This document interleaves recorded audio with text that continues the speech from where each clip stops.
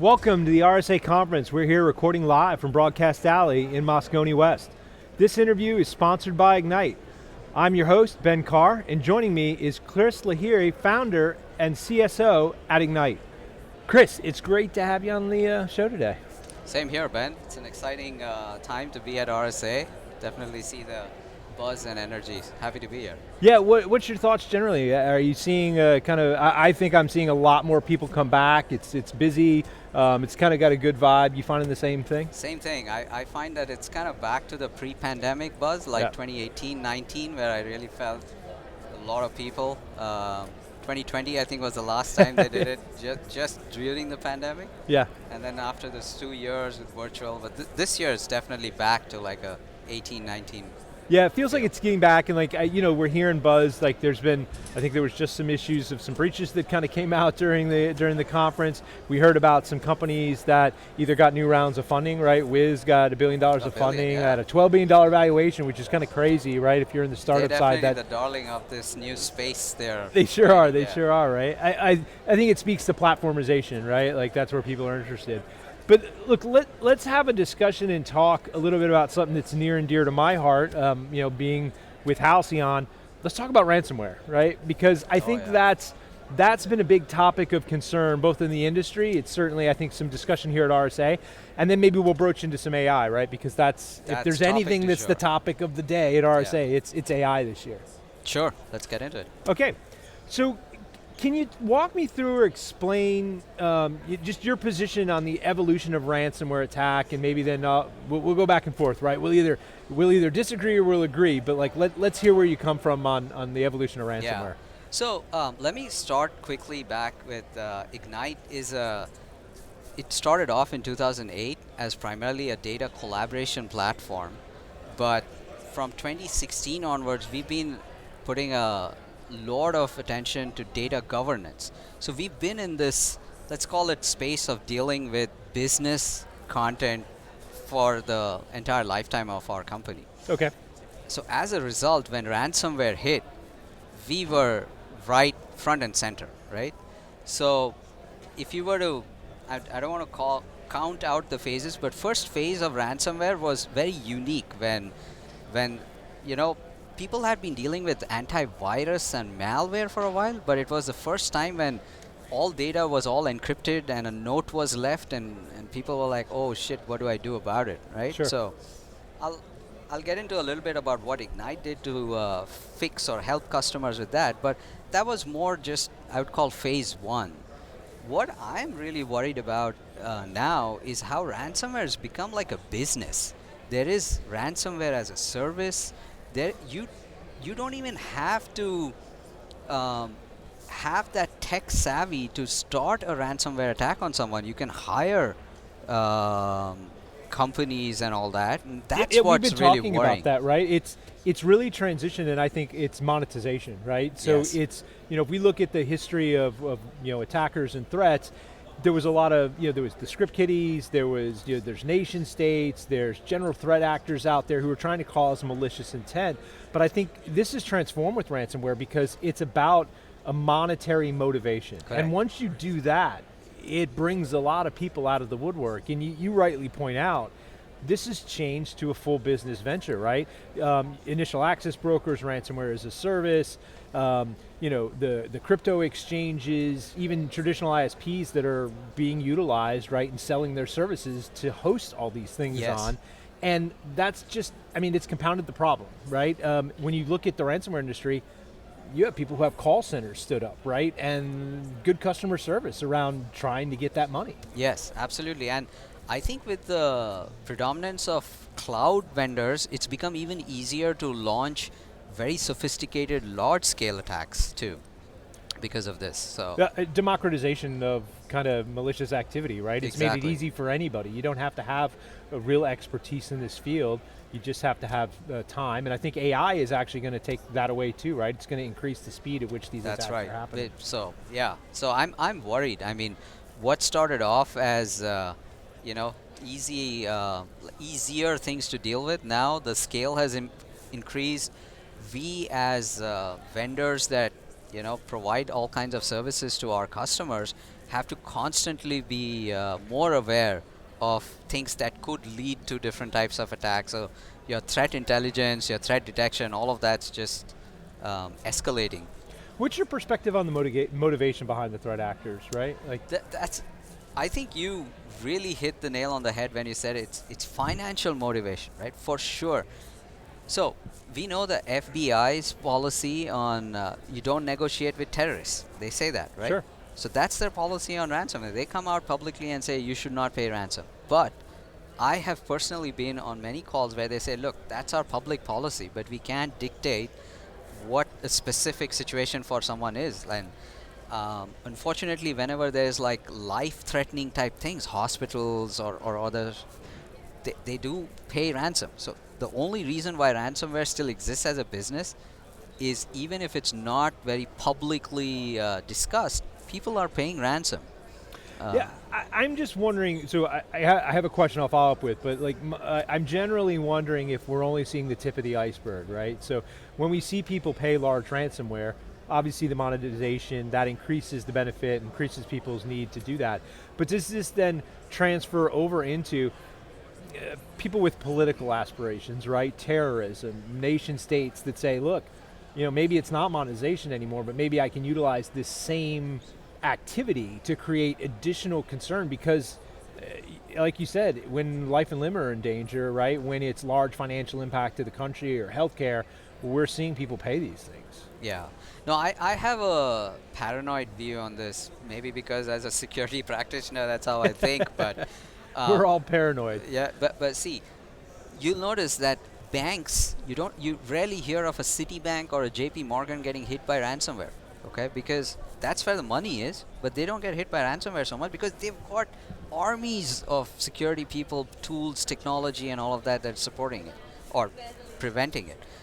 The things that you hear about are these cases where, a hospital or a local something, like someone they're who wasn't underfunded, right? It's typically underfunded. So they don't have good response, they don't have any good negotiation, and they don't have good protection up front.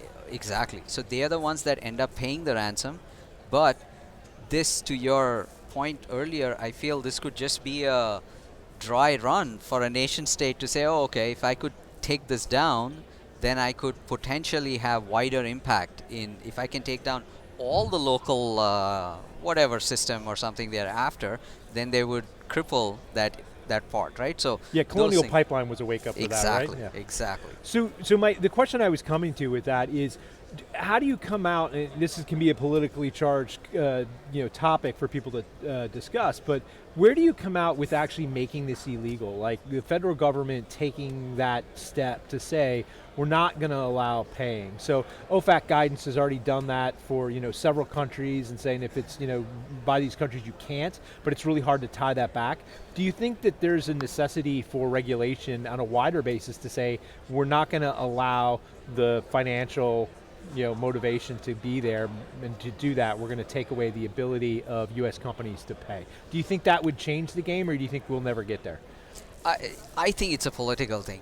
I agree that there should be some such regulation, but you got to look at it from the people who are being impacted. It's like, okay, if you say that the government's saying I cannot pay, but what are you going to do about it if you do actually get hit?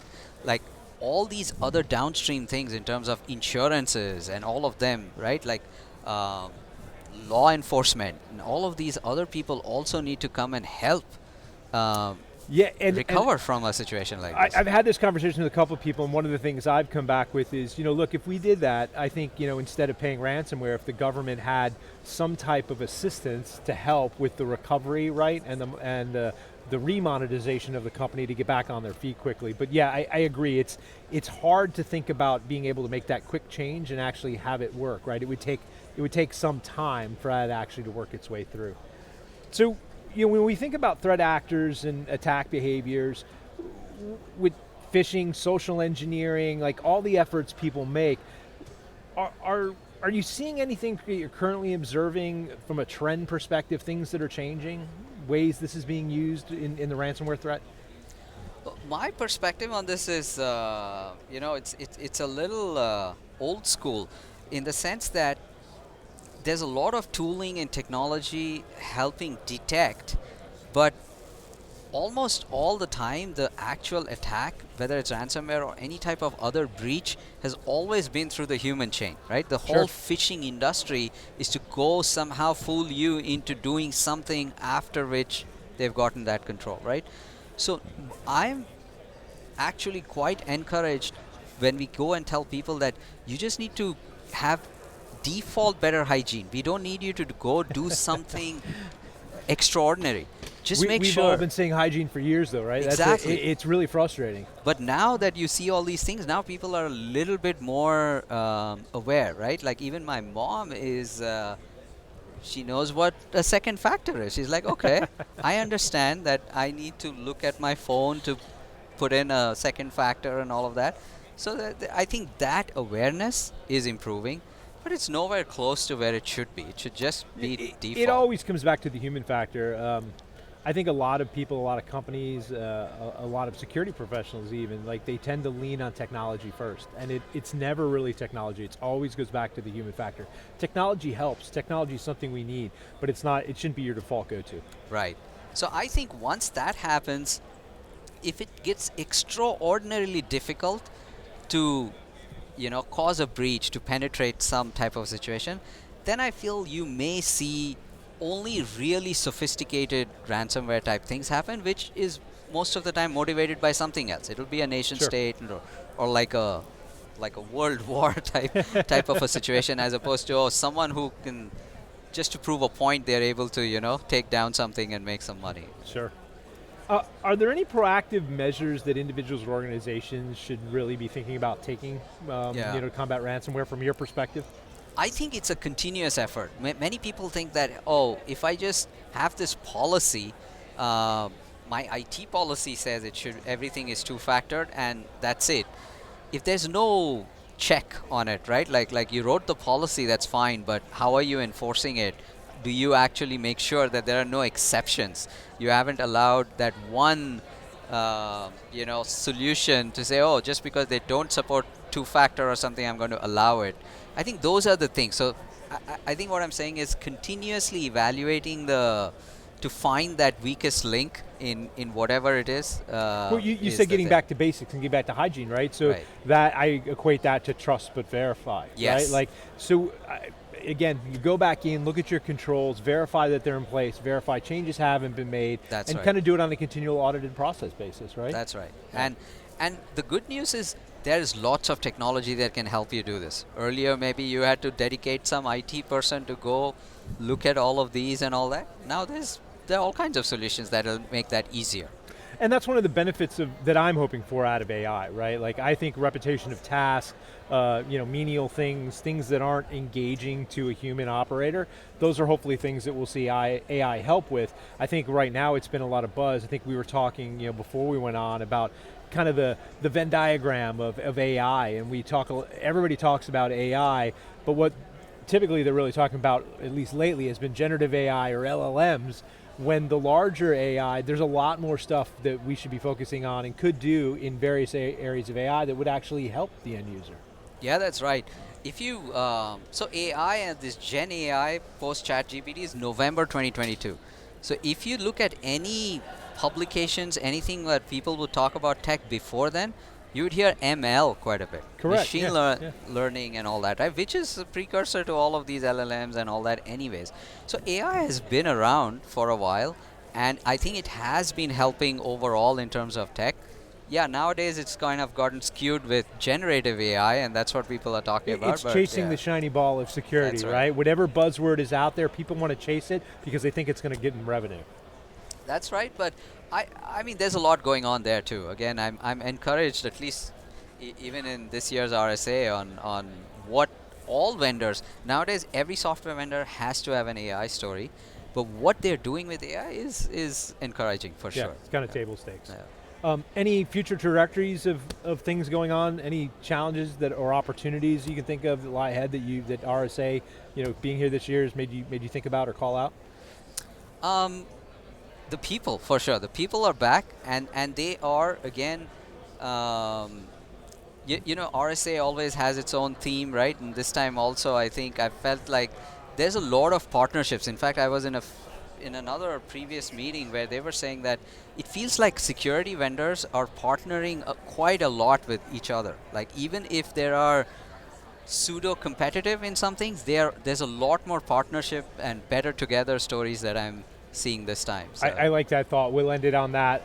Security vendors partnering together, and hopefully companies partnering with their security vendors. Absolutely, right? yeah. So, Kris, thank you for joining me. It's been a pleasure to talk with you.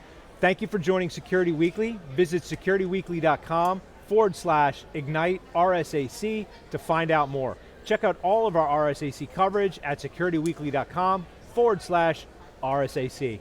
Thank you.